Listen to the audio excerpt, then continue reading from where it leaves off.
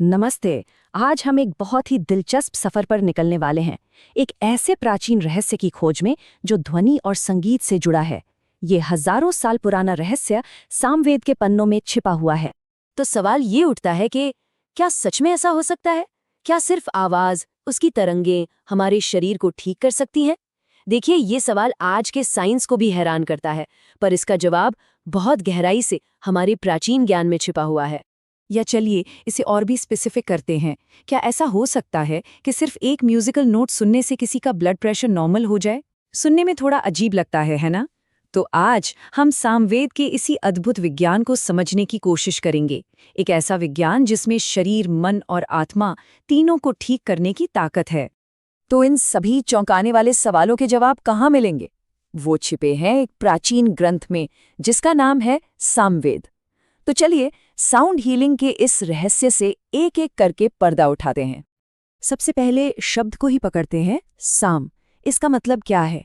सीधा सा मतलब है गान, यानी गीत या संगीत। और यही बात सामवेद को बहुत खास बनाती है।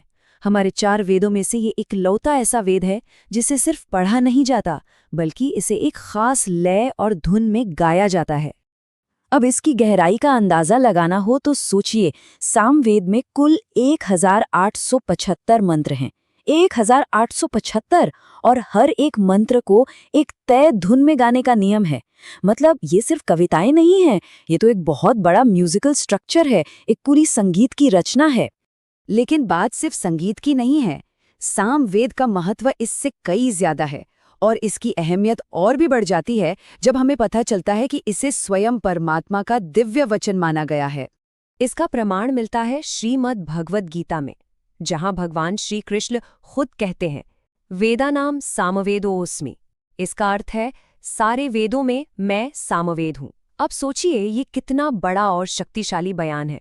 मतलब इस एक श्लोक से ये साफ हो जाता है कि सामवेद कोई मामूली किताब नहीं है। ये तो खुद परमात्मा का साउंड फॉर्म है, उनकी आवाज का रूप। एक तरह से कहें तो ये पूरे ब्रह्मांड की ऊर्जा का साक्षात कंपन है। और अब आते हैं इस पूरी चर्चा के सबसे जरूरी हिस्से पर, कि आखिर ये दिव्य संगीत हमारे शरीर को ठीक कैसे करता है। इसका सारा रहस्य छिपा है 7 सुरों और हमारे शरीर के 7 एनर्जी सेंटर्स यानी चक्रों के कनेक्शन में। सामवेद ने हमें संगीत के 7 मूल स्वर दिए हैं, जिन्हें हम सब सप्त स्वर के नाम से जानते हैं। सा, रे, ग, म, पा, ध और नी। आज भी हमारी पूरे इंडियन क्लासिकल म्यूजिक की नींव यही 7 सुर हैं। पर सबसे हैरान करने वाली बात अब आती है। हमारे प्राचीन ऋषिमुनियों ने ये खोज निकाला कि ये 7 सुर सीधे सीधे हमारे शरीर के अंदर मौजूद 7 मुख्य एनर्जी सेंटर्स, जिन्हें हम चक्र कहते हैं, उनसे जुड़े हुए हैं।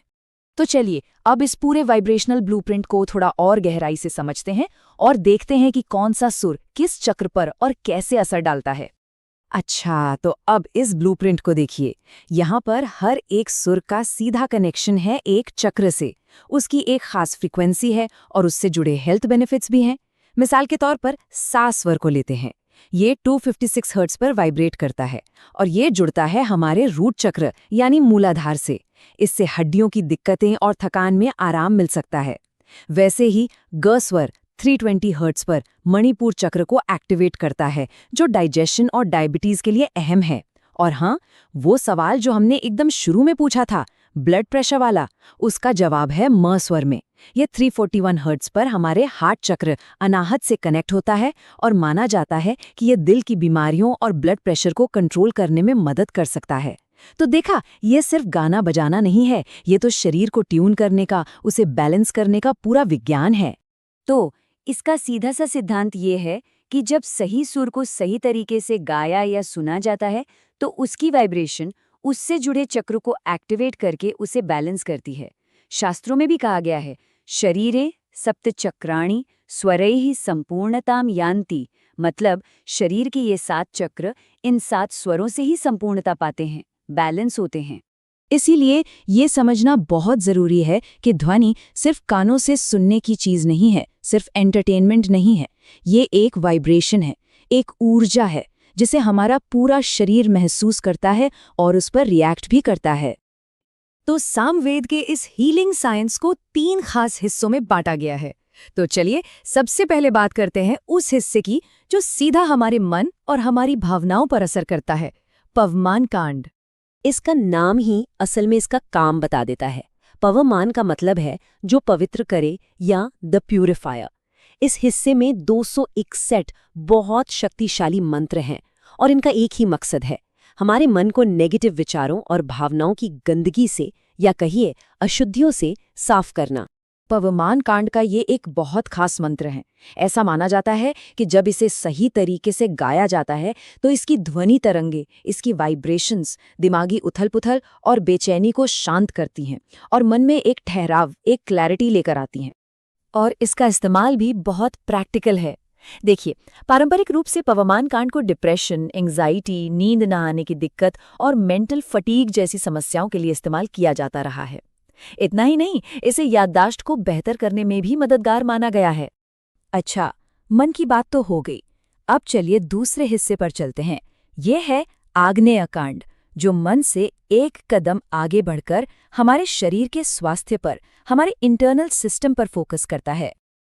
आग्नेय शब्द आया है अग्नि से, और आयुर्वेद में अग्नि का मतलब सिर्फ आग नहीं होता। ये हमारे शरीर की डाइजेस्टिव पावर, हमारी मेटाबॉलिक एनर्जी है। समझिए, ये हमारे शरीर का इंजन है और आग्नेय कांड के मंत्र इसी अंदरूनी आग को फिर से जगाने का काम करते हैं। ये आग्नेय कांड का सबसे पहला मंत्र है।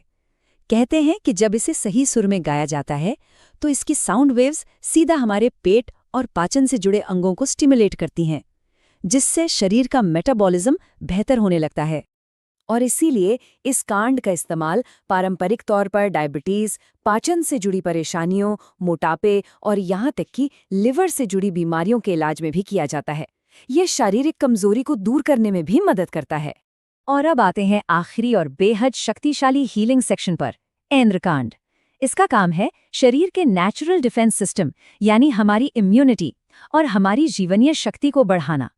ऐन्द्रकांड का नाम सीधा सीधा शक्ति के देवता इंद्र से जुड़ा है, तो आप इसे एक तरह का सोनिक कवच, एक साउंड शील्ड समझ सकते हैं, जिसके मंत्रों को शरीर में ताकत और बीमारियों से लड़ने की क्षमता बढ़ाने के लिए इस्तेमाल किया जाता है।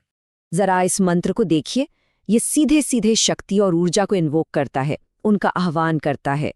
इसे गाना शरीर को एक तरह से चार्ज करने जैसा है, जिससे शरीर का अपना डिफेंस सिस्टम यानी इम्यून सिस्टम और मजबूत होता है। तो जाहिर है इस कांड का इस्तेमाल उन हालात में किया जाता है जहां एनर्जी की कमी हो, जैसे कि कमजोर इम्यूनिटी, लगातार थकान महसूस होना या फिर बार बार बीमार पड़ना। तो हमने मन, शरीर और इम्यूनिटी के लिए 3 अलग अलग तरह की साउंड थेरेपीज को देखा। अब सवाल ये उठता है कि ये हजारों साल पुराना ज्ञान आज की हमारी जिंदगी में कितना काम का है। तो देखिए, अगर इसे आसान भाषा में समझें तो पवमान कांड मन के लिए एक प्योरीफायर है, आग्नेय कांड शरीर की अंदरूनी आग है और ऐन्द्रकांड हमारी इम्यूनिटी के लिए एक कवच की तरह काम करता है। ये तीनों मिलकर एक कंप्लीट हेल्थ सिस्टम बनाते हैं। तो आखिर में ये सवाल हम सबके लिए है, क्या आज के दौर की स्वास्थ्य से जुड़ी चुनौतियां जैसे कि तनाव, खराब मेटाबॉलिज्म और कमजोर इम्यूनिटी, क्या इन सब का जवाब इस प्राचीन ध्वनि विज्ञान में छिपा हो सकता है? ये सब सुनने में बहुत अच्छा लगता है ना, लेकिन अब मन में सवाल आता होगा कि क्या इन हजारों साल पुरानी बातों का कोई साइंटिफिक आधार भी है? तो जवाब है हाँ, बिल्कुल है। चलिए देखते हैं कि आज का मॉडर्न साइंस इस बारे में क्या कहता है। और ये फैक्ट्स वाकई में बहुत दिलचस्प हैं। देखिए, नासा की रिसर्च बताती है कि 432 हर्ट्ज की फ्रीक्वेंसी हमारे ब्रह्मांड की नेचुरल फ्रीक्वेंसी से मैच करती है। दिल्ली एम्स की स्टडीज में पाया गया कि सामवेद के मंत्र सुनने से हमारा स्ट्रेस हार्मोन कॉर्टिसोल कम होता है। वाराणसी में BHU की रिसर्च ने भी यही दिखाया कि जो लोग नियमित रूप से सामवेद सुनते हैं उनका ब्लड प्रेशर बेहतर कंट्रोल में रहता है। और तो और मॉडर्न साइंस आज 528 हर्ट्ज को DNA रिपेयर फ्रीक्वेंसी मानता है। सोचिए ये कितनी बड़ी बात है। तो ठीक है, हमने इसका इतिहास जान लिया, इसका विज्ञान भी समझ लिया। अब सवाल ये है कि इसे अपने रोज की जिंदगी में कैसे शामिल करें। तो चलिए अब अगले कदम पर चलते हैं। इसकी शुरुआत करना ना बहुत ही आसान है। सबसे पहले तो एक शांत कोना ढूंढिए घर में। सुबह का समय या फिर शाम का सबसे अच्छा माना जाता है। बस आराम से बैठ जाइए और रोजाना कम से कम 15 से 20 मिनट के लिए इन ध्वनियों को या तो सुनिए या अगर हो सके तो इनका जाप करिए। एक और जरूरी बात, अच्छे नतीजों के लिए इसे खाली पेट या फिर खाना खाने के करीब 2 घंटे बाद करें।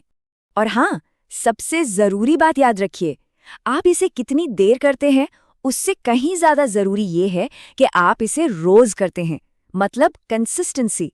रोजाना किया गया एक छोटा सा अभ्यास भी लंबे समय में बहुत बड़े और अच्छे बदलाव ला सकता है। और आखिर में बस एक सवाल, एक विचार जिसके साथ हम इस चर्चा को समाप्त करते हैं। अगर बाहर से आने वाली आवाजें हमारे शरीर और मन पर इतना गहरा असर डाल सकती हैं, तो जरा सोचिए हमारी अपनी आवाज के अंदर कितनी बड़ी हीलिंग पावर, कितनी अद्भुत उपचार शक्ति छिपी होगी।